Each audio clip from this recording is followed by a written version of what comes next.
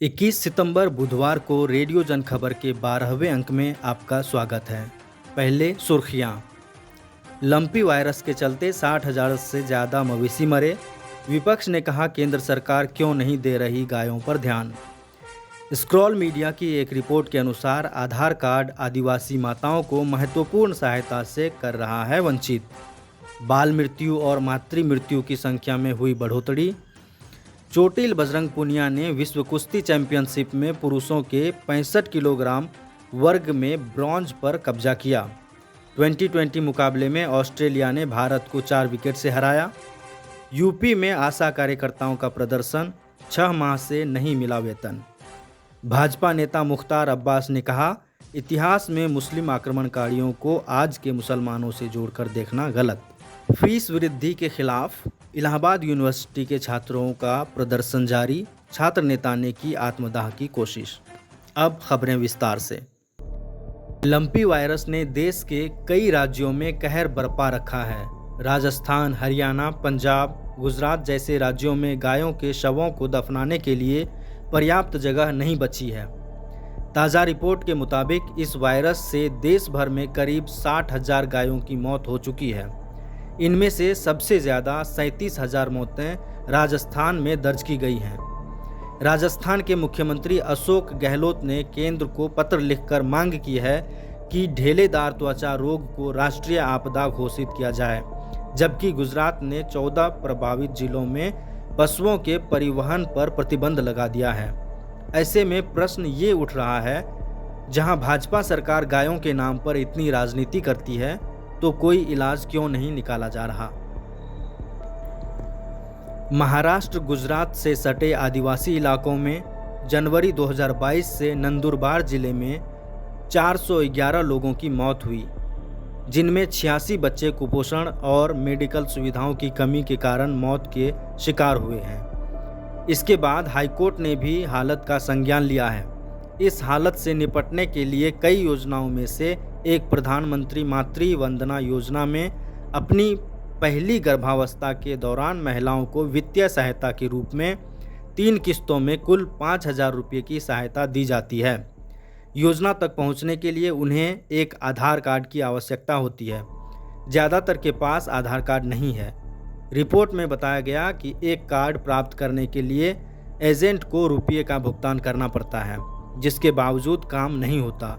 नामांकन केंद्र के कर्मचारी जन्म प्रमाण पत्र देखने की मांग करते हैं, मगर महाराष्ट्र में ज़्यादातर आदिवासी नंदुरबार की पहाड़ियों में फैले हुए हैं और शहर से दूर अलग अलग झोपड़ियों या बस्तियों में रहते हैं। अधिकांश निवासियों के पास जन्म प्रमाण पत्र नहीं होने के कारण योजना का लाभ नहीं ले पाते।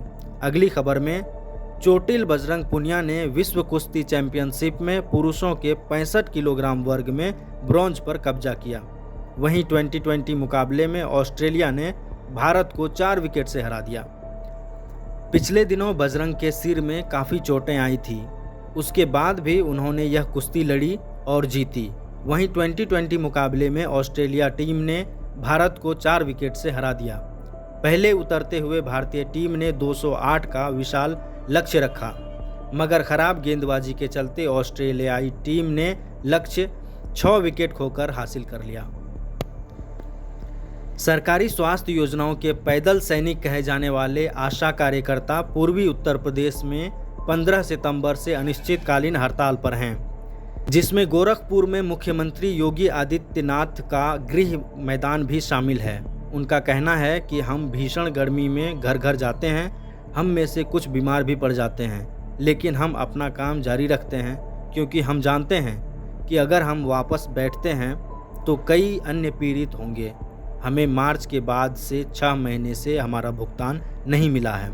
इसके साथ ही वे 21,000 रुपये मासिक वेतन और सरकारी कर्मचारियों के दर्जे की मांग भी कर रहे हैं। प्रदेश सरकार के राज्य के गैर मान्यता प्राप्त मदरसों का सर्वेक्षण कराने के निर्णय पर भाजपा नेता और पूर्व केंद्रीय मंत्री मुख्तार अब्बास नकवी ने कहा कि सभी मदरसों पर शक नहीं करना चाहिए, लेकिन सर्वेक्षण को लेकर बवाल करना खुद सवाल बन जाता है।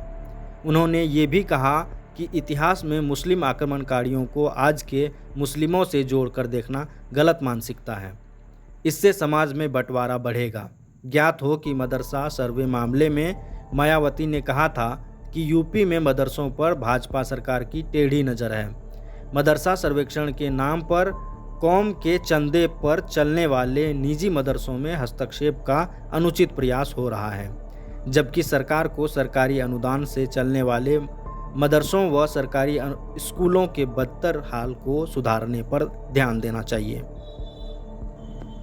इलाहाबाद यूनिवर्सिटी द्वारा 400% फीस वृद्धि करने के खिलाफ छात्रों ने प्रशासन के खिलाफ मोर्चा खोल दिया है। छात्र संघ संयुक्त संघर्ष समिति के तले चल रहे विरोध के दौरान एक छात्र नेता द्वारा आत्मदाह का भी प्रयास किया गया। विपक्ष के नेता प्रियंका गांधी ने कहा कि इलाहाबाद विश्वविद्यालय में 400% फीस वृद्धि भाजपा सरकार का एक और युवा विरोधी कदम है।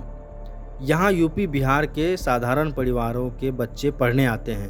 फीस वृद्धि कर सरकार इन युवाओं से शिक्षा का एक बड़ा जरिया छीन लेगी। इसी के साथ इस अंक के समाचार समाप्त। अगले अंक के समाचार के लिए मिलेंगे रविवार को। तब तक के लिए दें इजाज़त।